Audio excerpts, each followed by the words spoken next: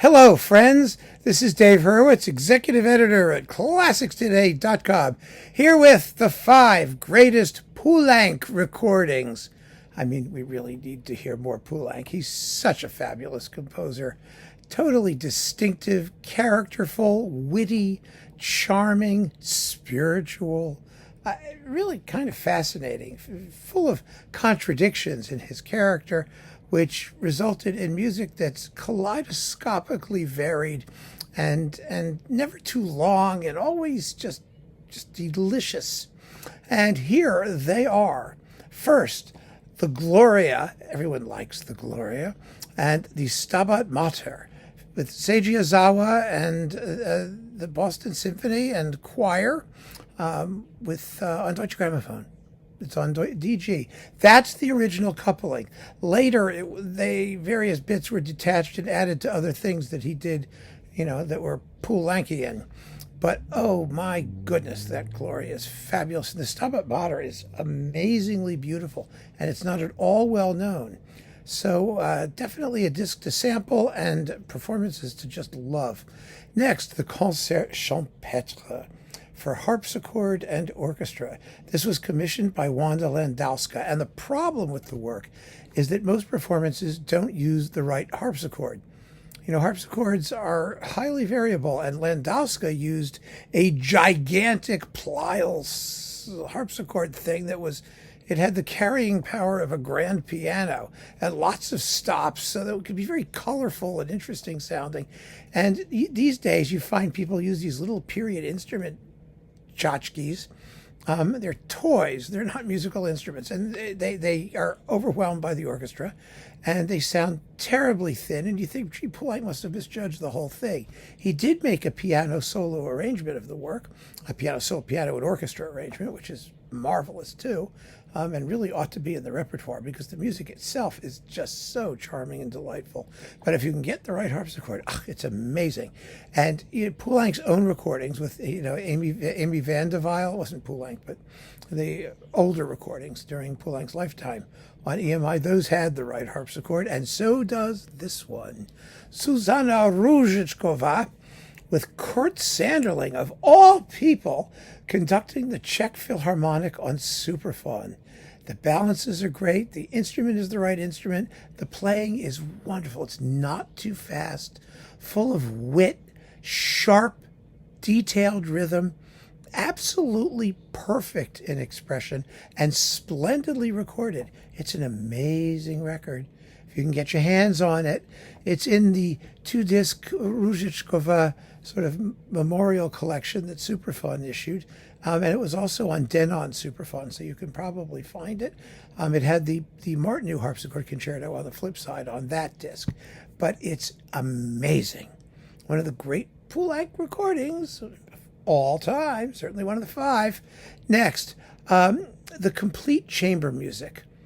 Now, Poulenc's chamber music is it's extraordinary. He did not like string instruments that much. So you've got the sextor for piano and winds, and you've got the various sonatas for piano and winds for flute, clarinet, and oboe.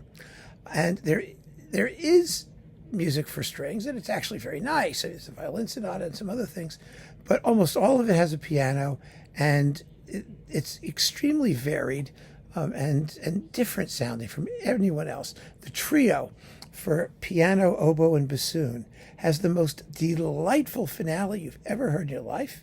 It's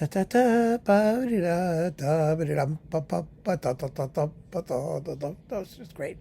Anyway, there's an amazing series of all of it with Alexandre Tharaud, pianist, just a fantastic pianist, with associates, appropriate associates, on Naxos.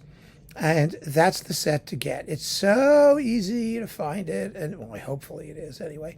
And it is marvelous, absolutely in a class of its own in terms of consistency and intelligence and all the good stuff. So that's the way to get the complete chamber music. And it all fits on like 3 discs, 4 discs. So, it's not so much of an investment, and there's no point in singling out just one disc over any others. It's all of a piece. Next, piano works. Now, there's another series of piano works that's just splendiferous, and that's Pascal Rogé on Decca. He sort of made a reputation for playing Poulenc's music. He plays it supremely well.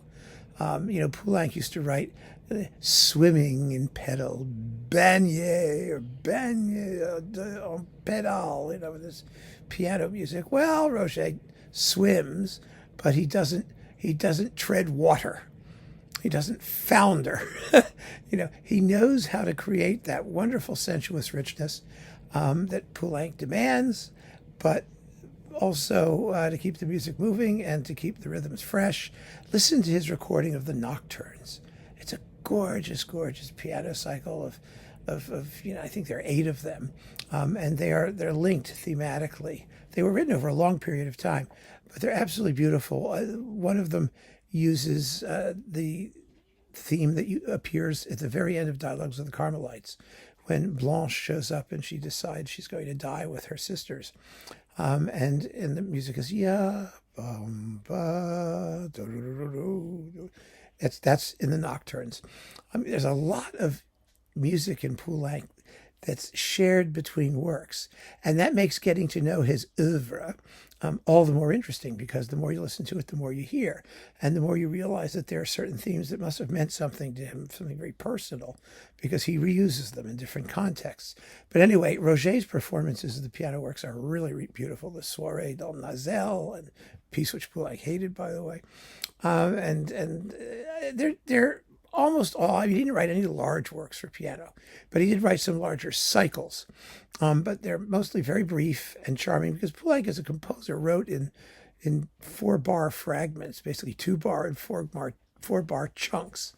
And the music is assembled like a mosaic, and it could change completely, its character between one chunk and the next chunk, but somehow it all comes out sounding like Poulenc. So Rogé is a wonderful, wonderful way to get superb performances of his piano pieces. And last, but certainly not least, the opera Dialogues of the Carmelites, which has taken a little while to catch on, granted, but now there's pretty universal agreement that it's just a screaming masterpiece. And it is a screaming masterpiece. And the premiere recording, which is in mono, unfortunately, although it was made as late as, I think, 1956, somewhere around there, 55, 56, but it had Denise Duval, Regine Crespin, the original cast, the original French cast. Pierre Dervaux conducted. It's on Warner. It's one of the most outstanding French opera recordings you've ever heard in your life. It's totally, phenomenally wonderful. There isn't a weak link anywhere. The conducting is fresh and bright and punchy as necessary. And the closing scene, where the nuns go to their death one by one and get guillotined, has still not been equaled, either for pathos or for ghoulish accuracy of sonics, even though it's mono. So there you have it, my friends, the 5 greatest Poulenc recordings. Feel free to give me your list, and keep on listening. Thanks for joining me. Take care.